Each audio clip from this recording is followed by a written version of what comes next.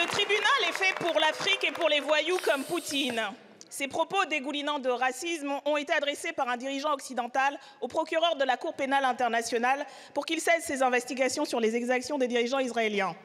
Refusant de céder aux pressions, le procureur de la CPI a demandé en mai dernier des mandats d'arrêt à l'encontre du Premier ministre israélien Benjamin Netanyahou, son ministre de la Défense d'alors Yoav Gallant, ainsi que 3 chefs du Hamas pour les crimes de guerre et crimes contre l'humanité commis à Gaza et en Israël depuis le 7 octobre 2023.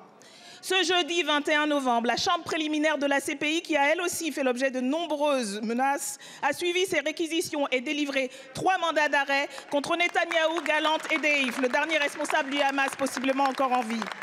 C'est une décision historique majeure qui signe peut-être, nous l'espérons, la fin de l'impunité d'Israël, de ses complices et de ses soutiens inconditionnels.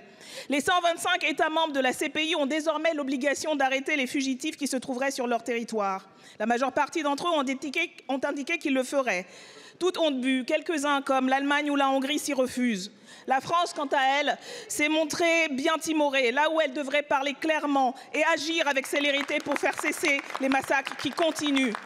Les victimes se comptent par dizaines de milliers à Gaza depuis plus d'1 an. 70% de femmes et d'enfants dont la moyenne d'âge est de 5 ans. Et maintenant, les criminels sévissent aussi au Liban.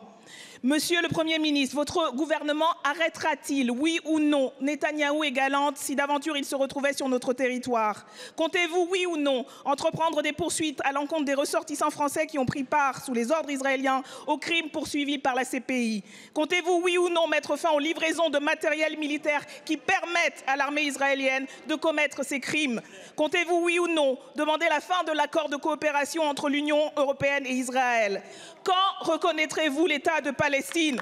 Nos engagements internationaux et la conscience de notre commune humanité nous obligent. Vous en avez le devoir. Agissez. Merci beaucoup. La parole